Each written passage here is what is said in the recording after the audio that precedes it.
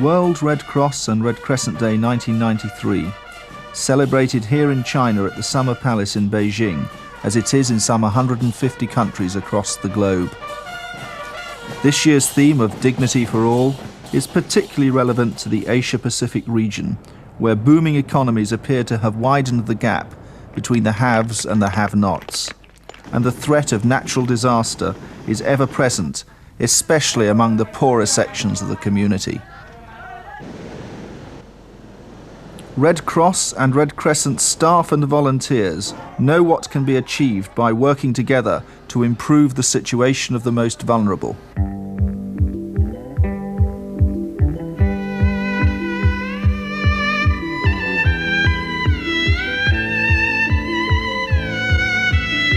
Around 60% of the world's population, that's 3 billion people, live in the Asia-Pacific region. The Red Cross and Red Crescent movement has a strong presence. There are 26 working national societies in the region and a further 5 in formation.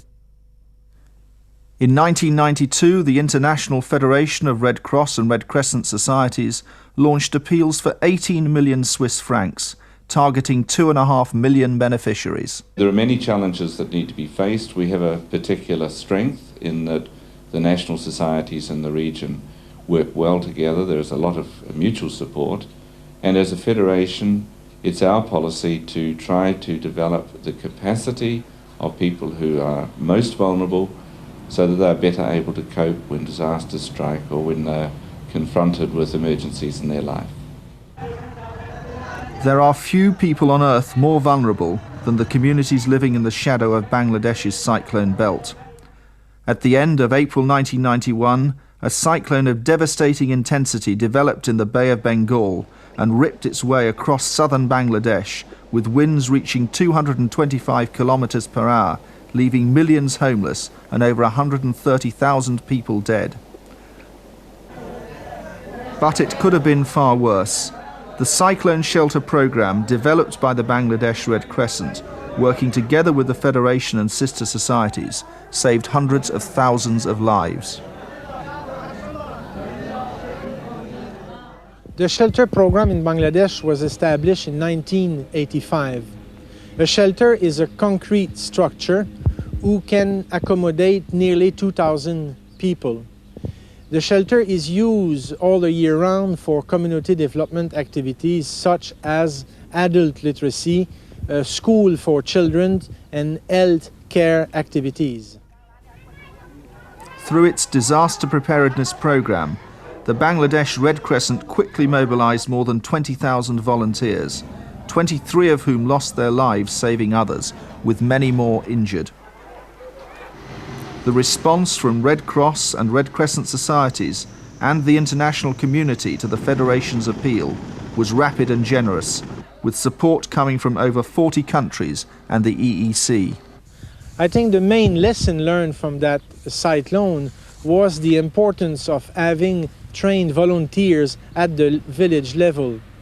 At the time of the cyclone, the Bangladesh Red Crescent were having over 20,000 volunteers.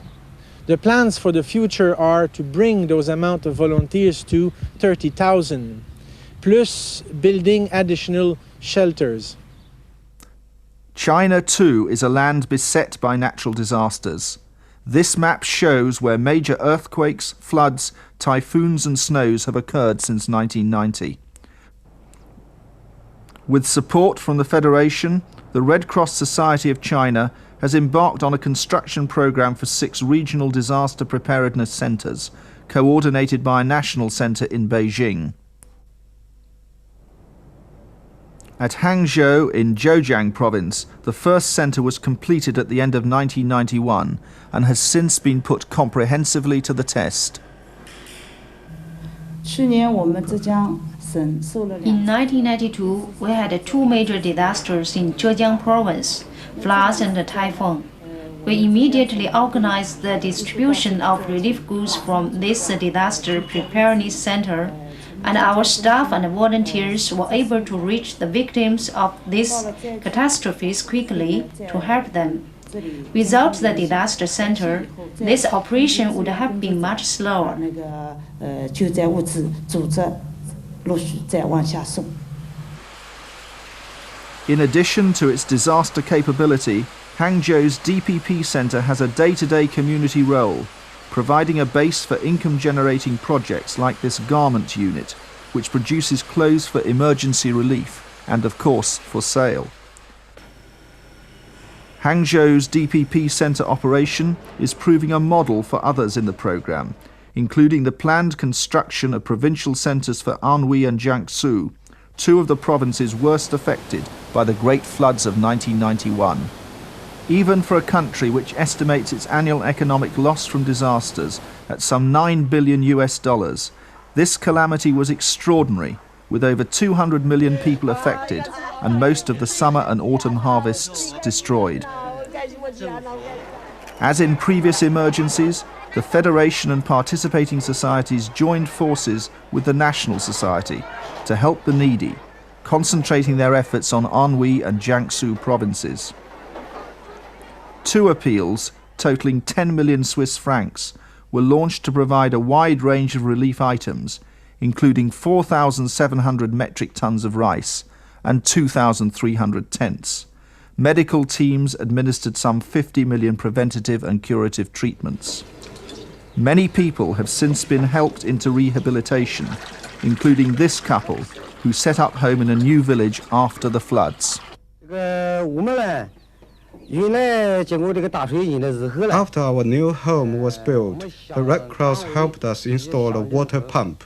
Before this, we had to carry our water from a long way.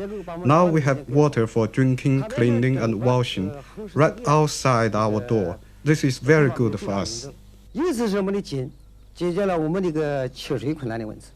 In Nepal too, the Red Cross has established a strong track record of turning tragedy to triumph, as the inhabitants of Letang village in Morang district know. In 1988, their homes were swept away overnight when a nearby river flooded. The Nepal Red Cross had a direct answer.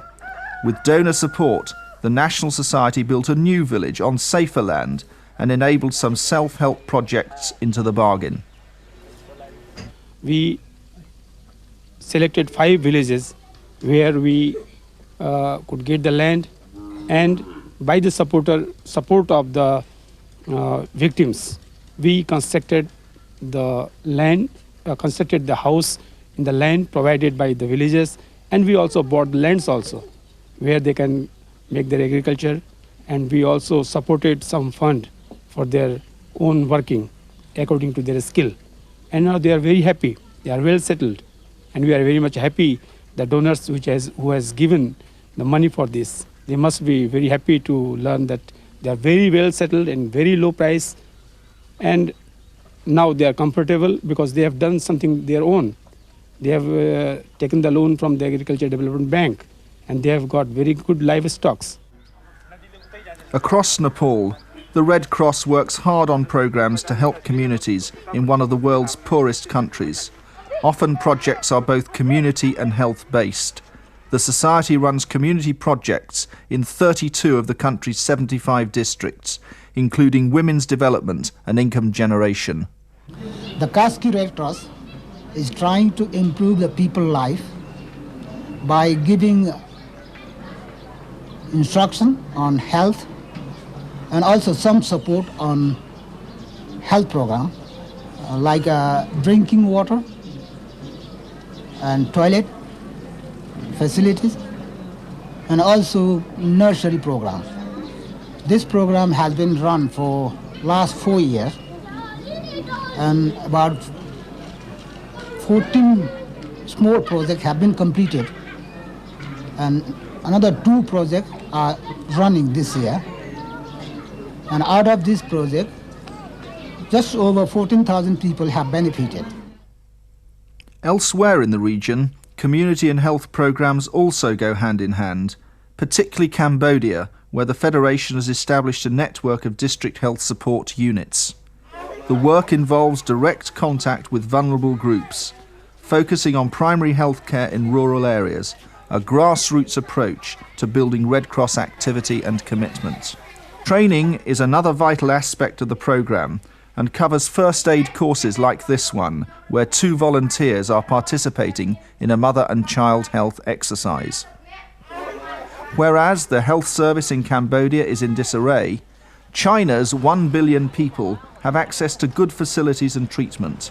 The Chinese Red Cross works with the government in its campaign to achieve health for all by the year 2000. A network of Red Cross hospitals like this 60-bed institution in Anhui province complements health ministry establishments and is able to offer specialist care for certain conditions. The society is also very active in the field of non-remunerated blood donation, and the number of units given free more than doubled in 1992. This is the first time I have given a free blood donation after reading Red Cross information about this important activity. It is something I intend to do regularly from now on for the good of others. The commitment of China's young people to enhancing their health service is further demonstrated at this Red Cross medical school, where trainees in a range of medical specialisms plan to practice in poorer parts of their province. My home is in a poorer part of the province, and most of the students here are also from poor areas. After graduation, we all return to our homes to serve the people there because the Red Cross has given us this wonderful opportunity. Li Jing and her colleagues will certainly face problems, but few more acute than the case of Sithi Farida, a young mother living in a camp for those fleeing the civil war in Sri Lanka. She is so severely traumatized after a spontaneous miscarriage brought on by malaria treatment that she now does not even recognize her eldest son. The Federation has organised specialist psychiatric treatment for Sithi. She is also being attended by the doctor who leads the Sri Lanka Red Cross mobile health team, which visits each camp in her district every 6 weeks. Sithi is one of 1.2 million people in the Asia and Pacific region for whom the Federation is seeking 12.8 million Swiss francs in its 1993 global appeal for refugees, returnees and the displaced. Funds are sought for 7 programs in Afghanistan, Bangladesh, Cambodia, Nepal, Pakistan, Sri Lanka, and for 3 national societies supporting the Vietnamese boat people.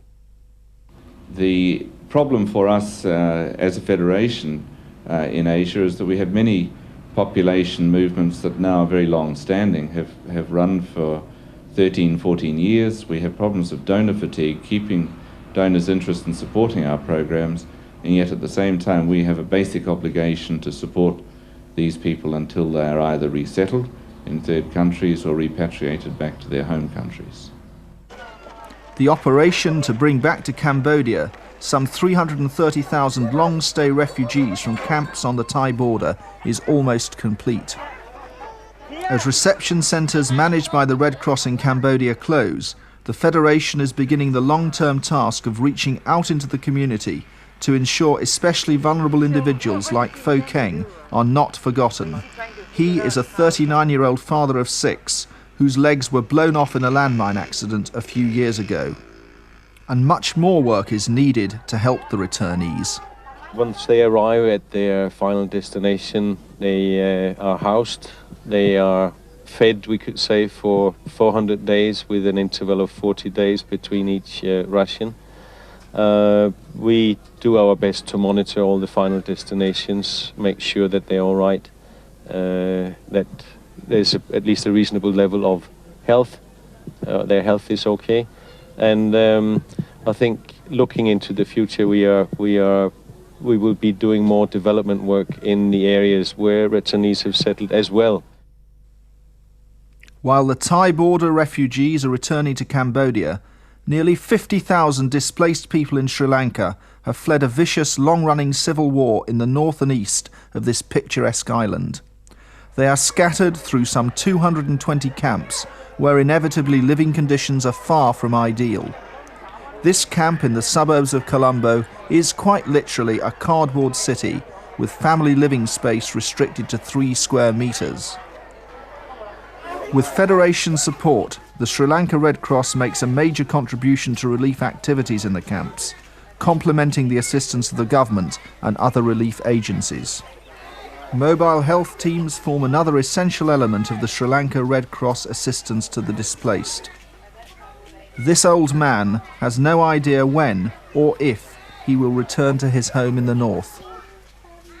It's the same story in the southeast corner of Nepal, where more than 80,000 refugees from the nearby country of Bhutan are encamped.